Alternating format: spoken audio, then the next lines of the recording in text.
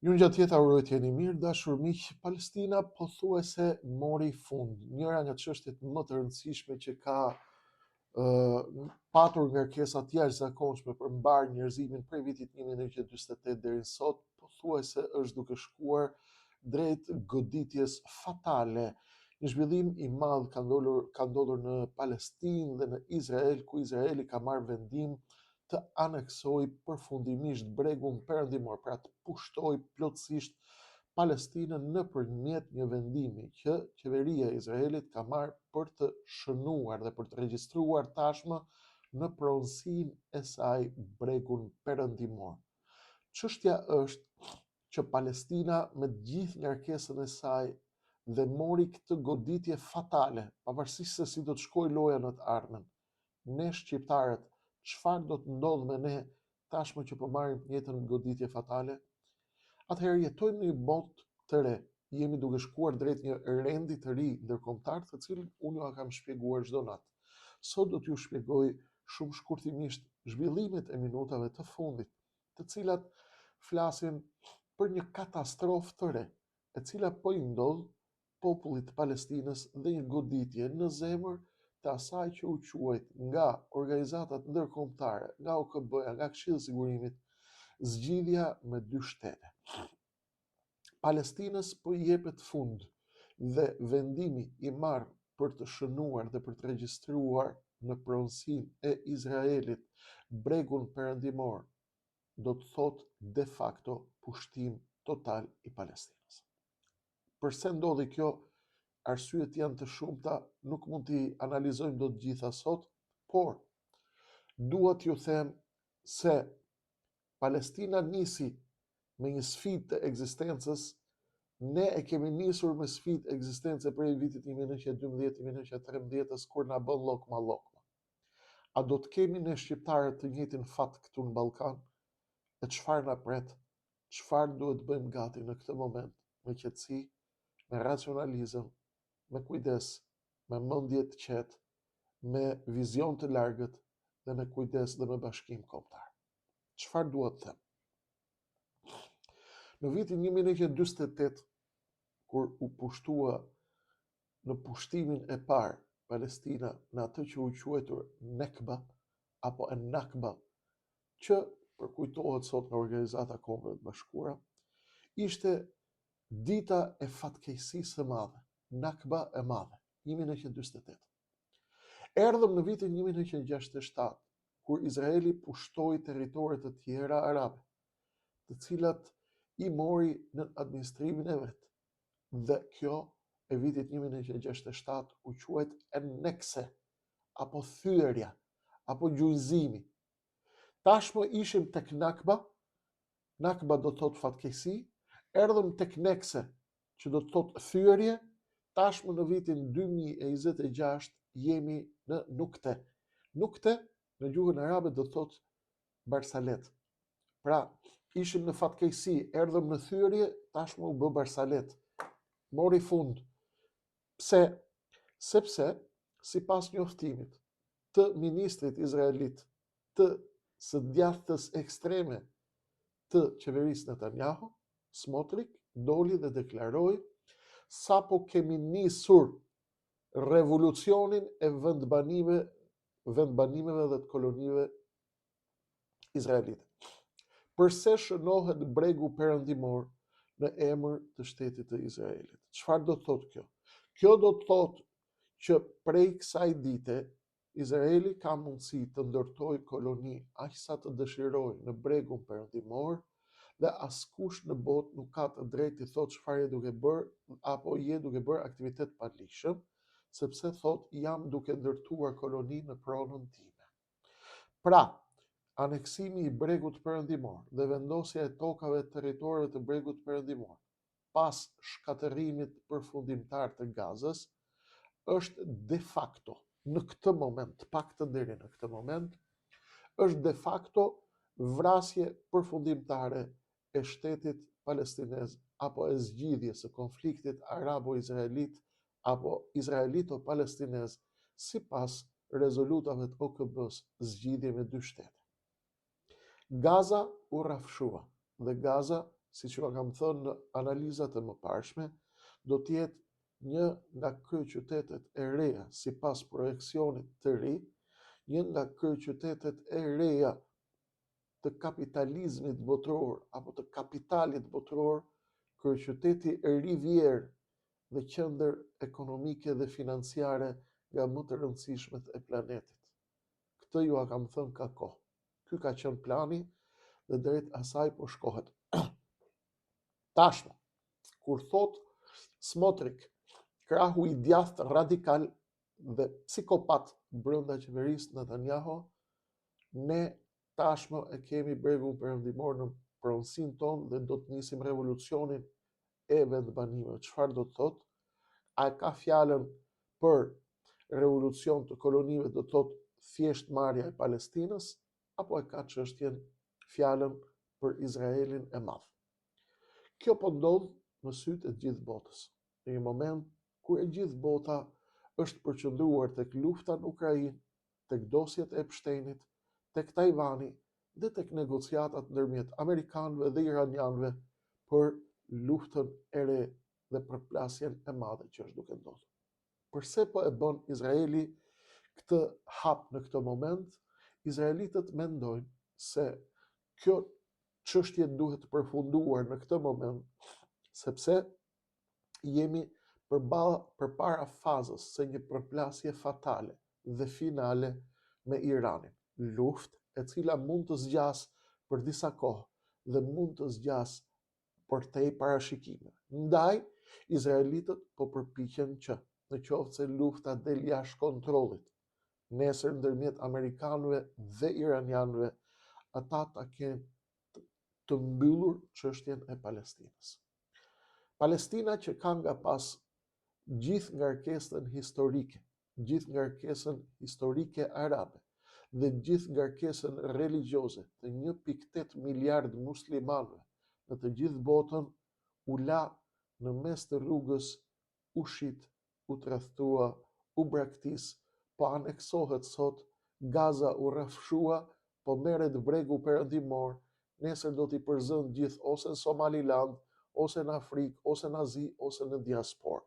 Palestinezët dhe ata të bregut perëndimor do t'i bëjnë të njëjtën gjë, sepse praktikisht me këtë vendim të Izraelit sot ka marrë fund mundësia dhe ekzistenca e një shteti palestinez sipas rezolutave ndërkombëtare.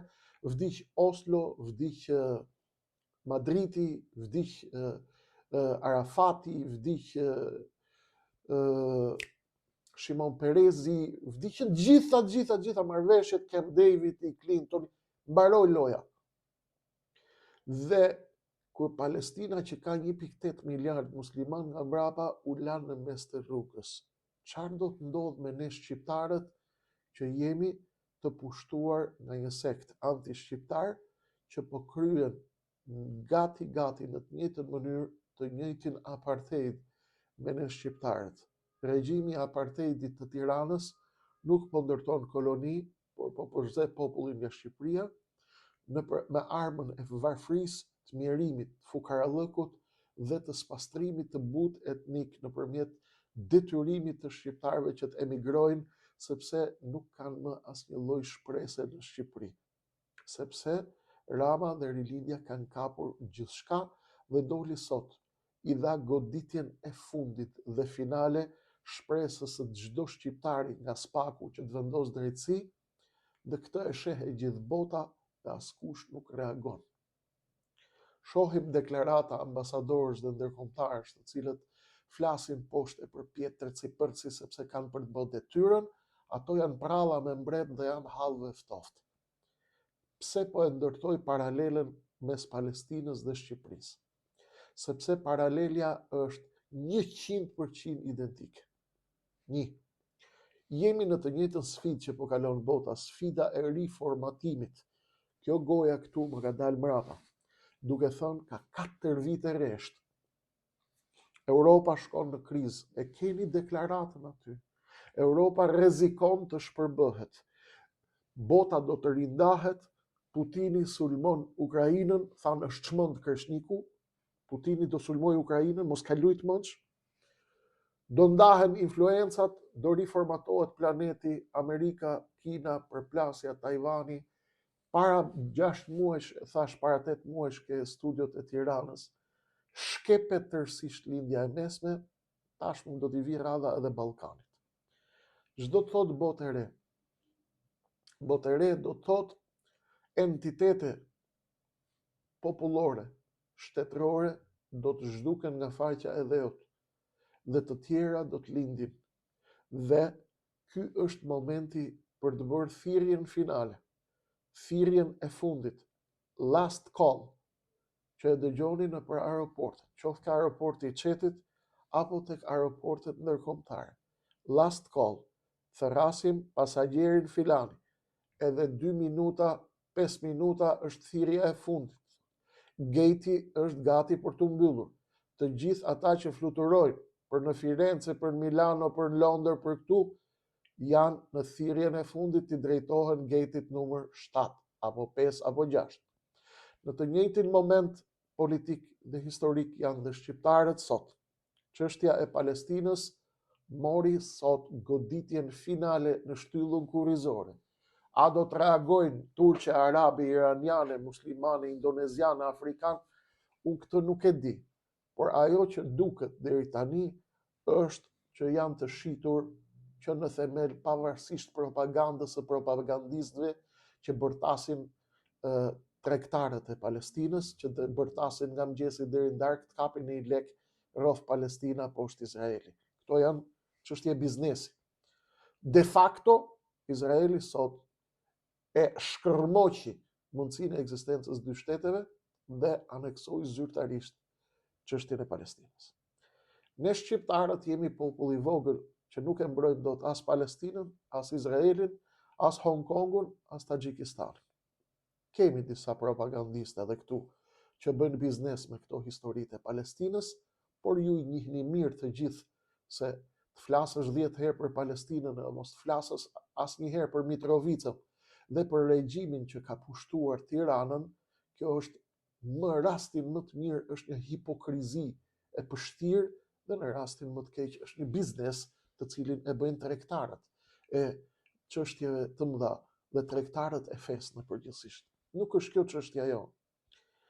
Një popull të cilit konventat ndërkombëtare kishin dhënë drejtën për të ekzistuar, një popull të cilit për cilin Nelson Mandela tha, liria ime nuk ka për të plotësuar kurrë derisa të plotësohet liria e popullit palestinez, po shuhet sot në sytë e të gjithë botës.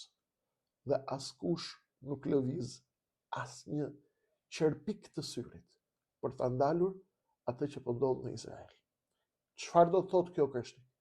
Kjo do të thotë që plani për riformatimin e botës nuk do të prek vetëm Palestinën. Do të shkep tërësisht lindjen e mesme, mund të shkep Ballkanin, mund të shkep Azinë Qendrore, detin e jugut të Kinës, Europën perëndimore, Bashkimin Evropian, Amerikën Latine, sepse e gjithë bota është duke shkuar drejt riformatimit. Po pse na nxin jetën o Kreshnik, po pse vetëm lajme të këqija na jep? Jo, nuk ju jap vetëm lajme të këqija. Unë ju jap çdo ditë vetëm lajme të mira, sepse nuk ka lajm më të mirë se sa të ndihmosh popullin tënd që të kuptojë çfarë po ndodh nëpër botë dhe çfarë po ndodh në kulisat e diplomacisë botërore. Ajo diplomaci e pështirë shpeshherë që vendos për fat e popujsh dhe kombesh. Ashtu siç u vendos për ju vëllezërit e mi shqiptar dhe motrat e mia shqiptare në Shqipëri, në Dardani, në Ilirid, në Lugin, në Malsi dhe në diaspor, një lloj siç u vendos dhe u bën llokma në 1913. Tashmë vendimi mund të jetë më fatal se 1913. Zbrazja përfundimtare e Shqipërisë. Në qoftë se regjimi i Edi Ramës vazhdon në rilindje bashkë me këtë opozitë e cila vetëm bën retorikë dhe s'ka fuqi të bëj asgjë, sepse mbahet peng nga Berisha, të cilin amerikanët nuk e duan tek llogaritë e tyre, dhe në të njëjtën kohë Berisha as hap rrugë, as rrin, as vazhdon, as ta shtu, as të lëshon. Kjo ka kriju ngërçin i cili e furnizon Ramën me municion që të vazhdoj dhe të çojë përpara planin e buldozerit të tij për të shpartalluar përfundimisht Shqipërinë. Ashtu siç e shpalli sot, nuk ka më SPAK, nuk ka më gjykata, nuk ka më prokuror që të vinë të afrohen tek antarët e sektit të rilindjes, sepse këta janë të gjithë ose me kancer, ose me kalamaj 2 muajsh, dhe janë të gjithë të trembur, të cilët u shkon prokuroria ditën e vitit të ri dhe natën e vitit të ri sipas Edi Ramës, dhe u prish dyzenin po mos dvillshin o Edi. Mos dvillshin dhe i dëgjoshin mirë festivalin e vitit të ri. Ka dalë Edi sot dhe ka thënë, ditën që shqiptarët shkojnë natën e vitit të ri për me dëgju festival, me dëgju këngë, me dëgju gërnet e klarinet, me dëgju humor, i vjen prokuroria dhe policia. Po pse s'na vjen prokuroria ne mo Edi, ne që s'kemi vjen? Nuk të vjen policia. Po mos vidhnit mo Edi. Ka kancer, po e shërofti i madhi Zot. Ja letoft Zoti. Po pse vjedhin? Kush ka kancer e shëroft Zoti. Kush ka smundje tjera ja letoft Zoti. Kush ka kalamaj ja rrit Zoti. Por mos kini dyshim, Edi, që në pjesën më të madhe parja e vjedhur nga populli, nga gjaku i fukarallikut, keni lënë nona duke vdek vetëm dhe baballarët. Kancer do bëhen. Kancer do bëhen. Nuk bëhen shnet. Harami s'bëhet shnet, e di. Se shko shumë ke Erdogani, ke shok Erdoganin, ke fillu me shku shpesh Stamboll. Kur shkoje, ke thonë dhe ke pranvera Boraka jam lider muslimon. Nuk e mësu në i tabiat atje ke Erdogani? Nuk bëhet harami shnet, Edi. S'ta ka mësu vlla Erdogani këtë. Gocat e sektit që i kap kanceri, thuj shërimi më i madh që të mos ju kap kanceri është mos hani paret haram të shqiptarëve. Mos vidhni gjakun e popullit, se keni kalu çdo limit. Të gjithë janë nga pak hajdut. E di këtë. Kushdo që të vi nesër me të dhënë, pushtetin mu me ma dhënë nesër, dikush në dorë me thonë ti e kryeministër, më kap terrori. Sepse këtu kemi shumë hajdut në këtë popull, është kulturë popullore, hilja, tradhtia, vjedhje, grabitqare, mashtrimi, është kulturë, është fatkeqësi. Do ta ndryshojmë, nuk janë gjithë, po një pjesë e madhe po. Nesër me thonë hajde në pushtet, ty të kap terrori, mu më kap terrori. Ku t'i gjesh njerëzit? Këtu gjithë dur me vjedh. Këtu nuk thonë t'hiki Edi Rama se me rilindjen sepse është hajdut. Këtu thonë t'hiki një pal hajdut, vini pal hajdut tjetër. Kjo është kulturë popullore. Kjo është çështje tjetër. A ka njerëz të ndershëm në këtë vend? Ka. Por ka dhe shumë hajdut, tinzar dhe hileqar, që mezi presin t'u vi radha me grabit e me vjedh. Jemi në moment historik botëror. Edhe njëherë apel vëllezërve shqiptarë, Shqipërinë diasporë, në trojet shqiptare dhe kudo ku gjendeni. Jemi në momentin e fundit, jemi në sfidën e fundit, jemi në lojën shtesë. Jemi në kohë shtesë. Çfarë duhet bëjnë popujt në këto moment? Palestinezët e din vetë çfarë do bëjnë, ne nuk i mësojmë dot. E solla çështjen palestineze edhe për të ndërtuar një çështje të madhe botërore, për të hedhur dritë mbi një çështje të madhe botërore që okupon gjithë botën, po ndodh sot në syt e botës zhdukja e një kombi dhe një populli dhe një entiteti pa e luajtur qerpikun askush. Të gjithë janë duke u marrë me Epstein, me Iranin, me lindjen e mesme me luftë. Kur një popull përjashtohet nga trojet e veta, kolonizohet, përjashtohet nga çdo lloj e drejtë, i merret toka, përzihet nga toka e vet.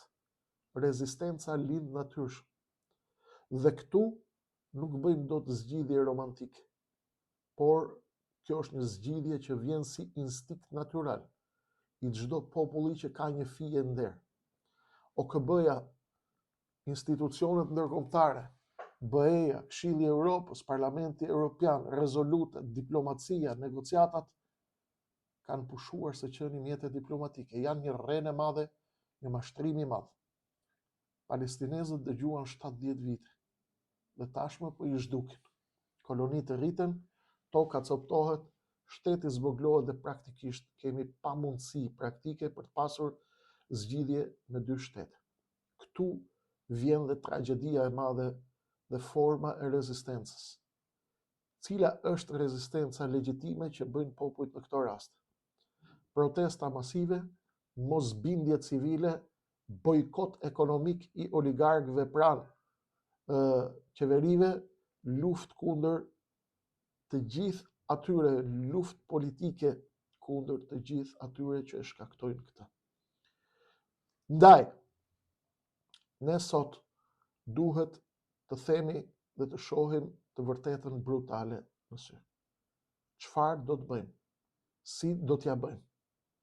Në fakt, e vërteta është që ne nuk i zgjidhim dot hallet e botës, por duhet të zgjidhim hallin ton.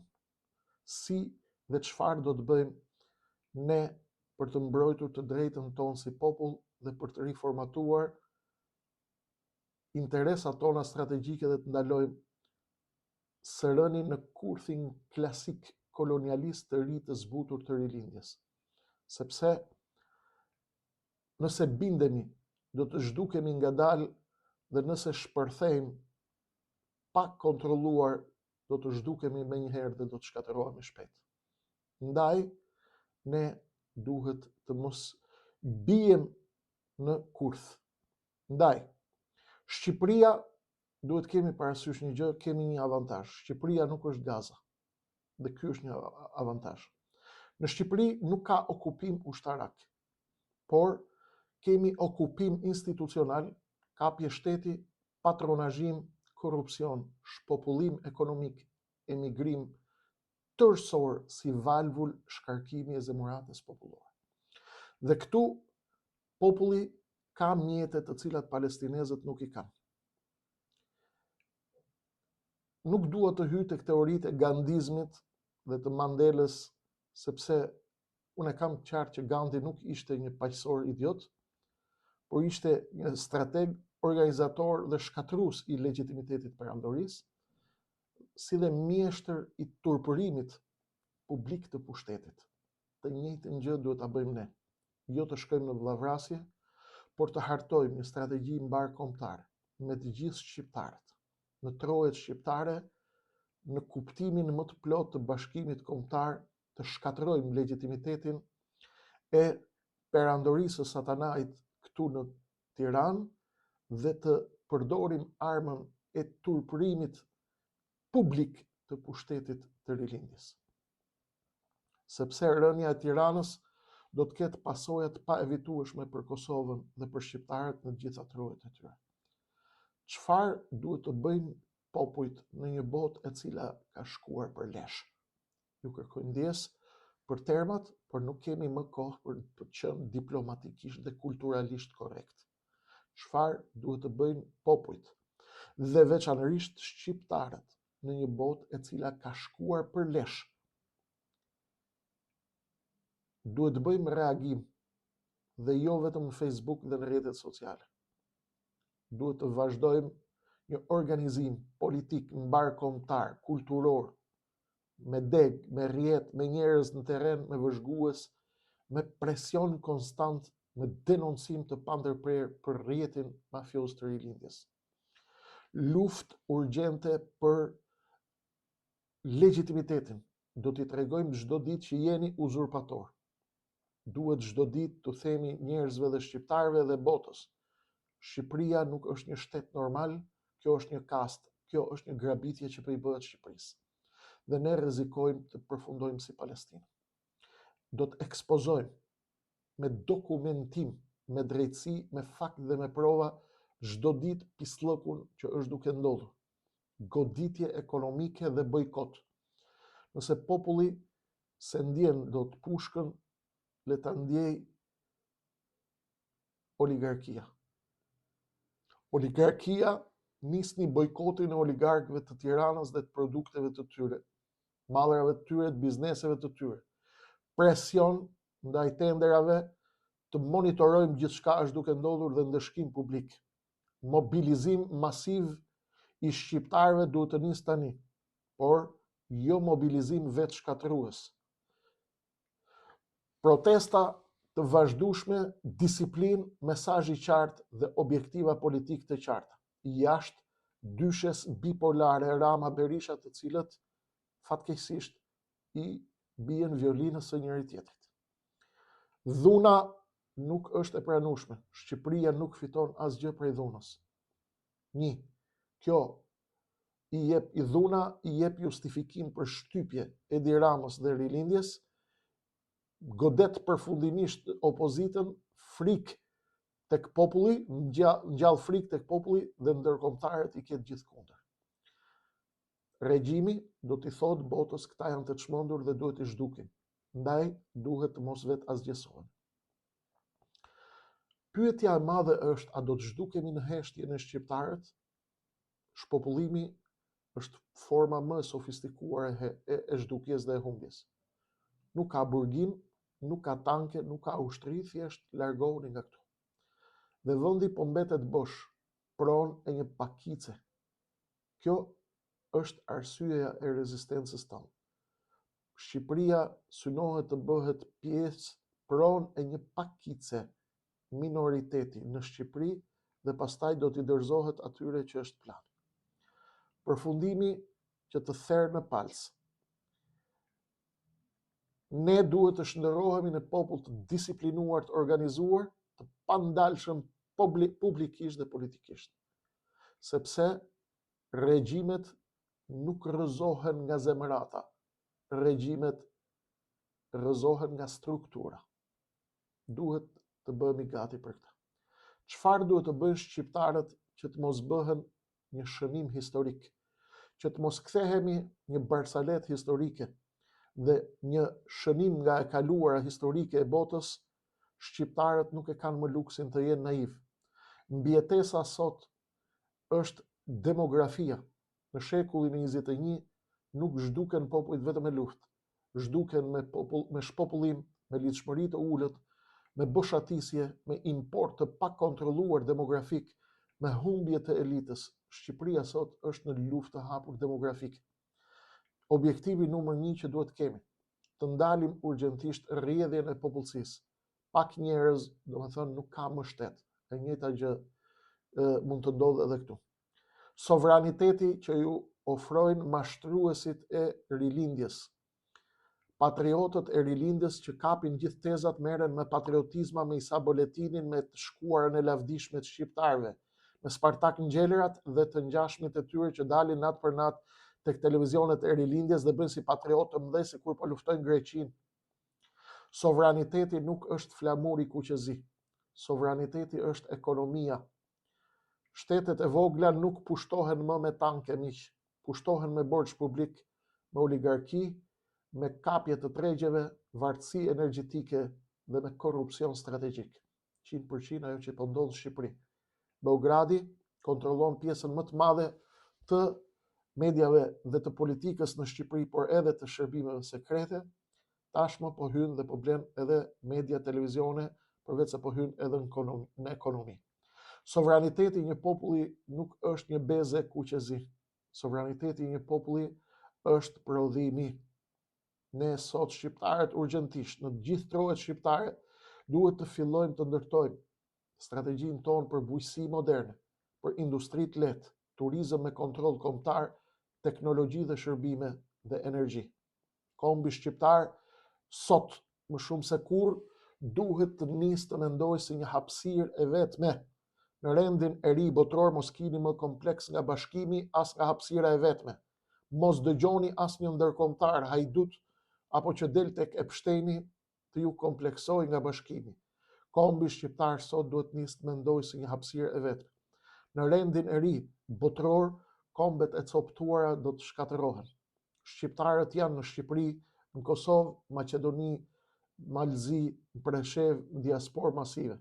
nuk kemi luksin të bëjmë 5 politika të ndara. Duhet të nisim urgjentisht koordinimin kombëtar, diplomaci e përbashkët, ekonomi e lidhur, media dhe narrativ të përbashkët. Elita duhet të rindërtohet dhe jo thjesht të ndërohet, elitat politike shqiptare. Problemi shqiptar nuk është Rama dhe Berisha. Problemi shqiptar është modeli i elitës grabitqare. Në tranzicionin global, shtetet që mbjetojnë kanë elit meritokratike, kanë institucione reale, kanë patriotizëm funksional dhe kanë strategjia fatgjatë. Ndryshe, ne nuk mund të shpëtojmë. Shqipëria duhet të luajë një neutralitet inteligjent. Bota është duke u ndarë në bloqe. Shtetet Bashkuara, NATO, Kina, Rusia, bota arabe, BE-ja, Turqia, kriza, Amerika Latine. Shqipëria nuk duhet të shndërrohet në fushbetej të këtyre fuqive. Aleancë e palëkundur me Perëndimin, por diplomaci pragmatike, asnjanse ekonomike e kujdesshme, mos varësi nga një qendër e vetme, sepse kjo mund na çojë në shkatërim. Siguria kombëtare e Shqipërisë nuk është vetëm ushtri, por është një shtet funksional të cilin duhet ta ndërtojmë përpara se të zhdukemi. Zbrazja e brendshme plus kapja e institucioneve. Shtetet bien në këto tranzicione që po kalon bota, shtetet bien nga brenda. Çfarë nevojitet sot? Drejtësi e vërtet, shtet ligjor, luftë kundër korrupsionit strategjik dhe kontroll mbi territorin dhe pronë. Narrativa shqiptare sot duhet të ndërtohet dhe të ngrihet në nivel global. Serbët, vëllezërit e mi, shqiptar kanë narrativ, grekët kanë narrativ, Izraeli ka narrativ, Turqia ka narrativ. Shqiptarët thjesht kanë vetëm reagim, mungesa e narrativës nga çondrit shkatërimit. Në rendin e ri botëror, vëllezër dhe motra shqiptar, kush nuk është në gjendje ta tregojë historinë e vet, do të zhduket nga tavolina. Populli duhet të pushojë së qeni një turm dhe duhet të kthehet në një kom politik me disiplinë politike, organizim shtetëror, ndërgjegje kombëtare dhe kulturë shtetformuese. Nëse shqiptari mbetet konsumator emigrimi dhe thashë themi, më vjen keq, ne nuk do t'ja dalim dot. Në rendin e ri botëror, më duhet ju them në fund edhe fjalit më të dhimbshme. Në rendin e ri botëror, shqiptarët kanë vetëm 2 rrugë: të bëhemi komb strategjik ose të tretemi demografikisht dhe të kthehemi në një territor pa popull. Një popull që nuk e tregon dot historinë e vet, zhduket nga tavolina. Kaq për momentin, të tjera zhvillime do t'jenë në vijim dhe do t'i shohim hap pas hapi. Shqipëria e shqiptarëve, vdekje tregtar.